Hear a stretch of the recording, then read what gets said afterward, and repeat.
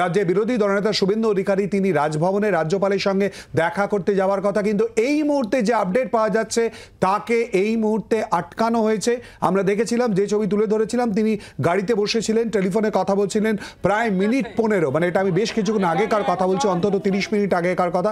তিনি সেখানে ছিলেন এবং তারপর এই মুহূর্তে তাকে রাজভবনে যেতে বাধা দেওয়া হয়েছে বলে জানা যাচ্ছে। চারিদিকে ব্যারিকেড করে রাস্তা বন্ধ। আপনারা যারা সাংবাদিকতা করেন তারা কোনোদিন এই দৃশ্য দেখেননি। আমার মনে হয় 77 সালে এমার্জেন্সির সময়ও এই জিনিস হয়নি। আমি বিরোধী দলনেতা, আমাকে 1 ঘন্টা এখানে আটকে রাখা হয়েছে। আমার সিকিউরিটিকে, পিএসওকে কলকাতা পুলিশের লোকেরা বলল অপেক্ষা করুন, জেনে আসছি, আর জেনে আসেনি। আর আমি মমতা বন্দ্যোপাধ্যায়ের মতো ভাঙচুর মারপিটের রাজনীতি করি না। আমি বেড়া নিজে হাত লাগাইনি। আমি এখানে 1 ঘন্টা ওয়েট করেছি in presence of every media.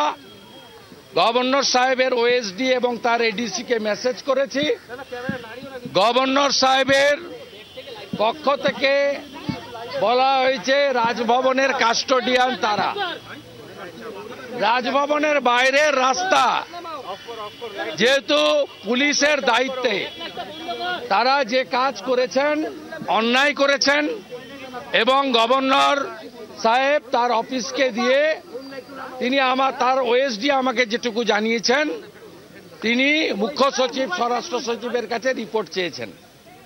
আমি তার মধ্যে যাচ্ছি না, যেহেতু মহামান্য রাজ্যপাল মহোদয়ের লিখিত অনুমোদন আছে এবং 144-এর নামে এখানে আটকানো যায় না। আমরা মিছিল করে যাইনি, সবাই গাড়িতে ছিল। এখানে আপনি দেখুন, আমি আপনাদের জ্ঞাতার্থে এটা দিচ্ছি। গতকাল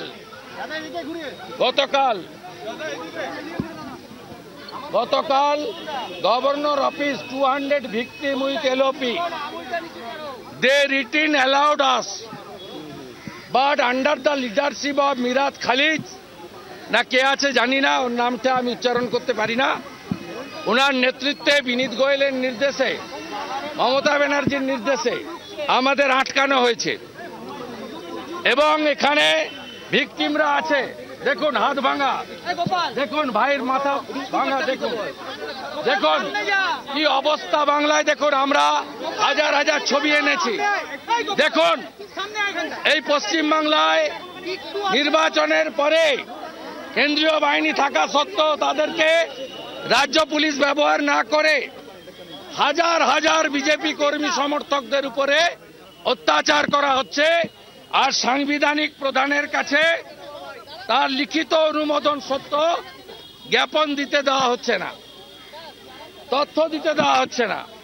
আমি আমার পক্ষ থেকে রাজ্যপালকে লিখিতভাবে মেল করেছি। ভিকটিমদের পক্ষ থেকে মামনি দাস তিনি লিখিত কমপ্লেন করেছেন।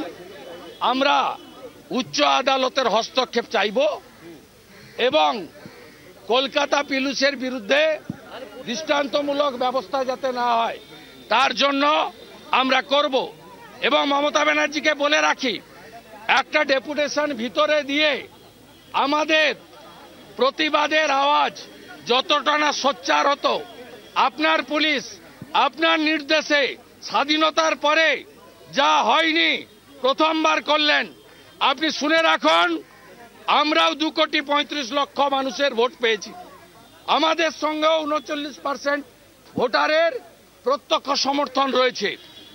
তাই আপনি পারেন না এইভাবে আপনার পুলিশকে ব্যবহার করতে। এই লড়াই আরো তীব্র হবে এবং ধন্যবাদ মমতা পুলিশকে।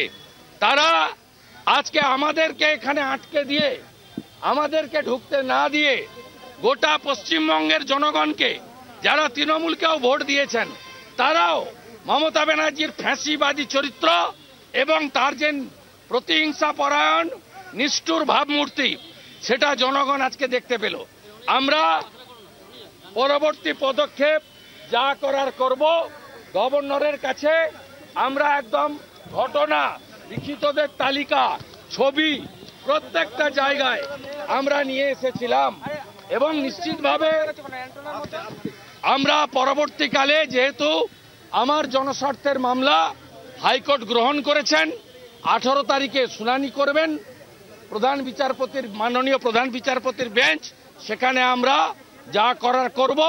আর আজকে যেভাবে রাজভবনের লিখিত অনুমোদন সত্ত্বেও ডিটেন্ড করা হয়েছে, আমাদের আটকানো হয়েছে এবং কার্যত সাংবিধানিক প্রধানকে, তার অফিসকে, এলওপিকে আজকে চ্যালেঞ্জ করা হয়েছে। আমরাও এর চ্যালেঞ্জ সঠিক জায়গায় আগামীকালই করব। বিনীত গোয়েল প্রস্তুত থাকুন। আপনাকে আমি বাংলার আওয়াজ, বাঙালির আবেগ, জি 24 ঘন্টা।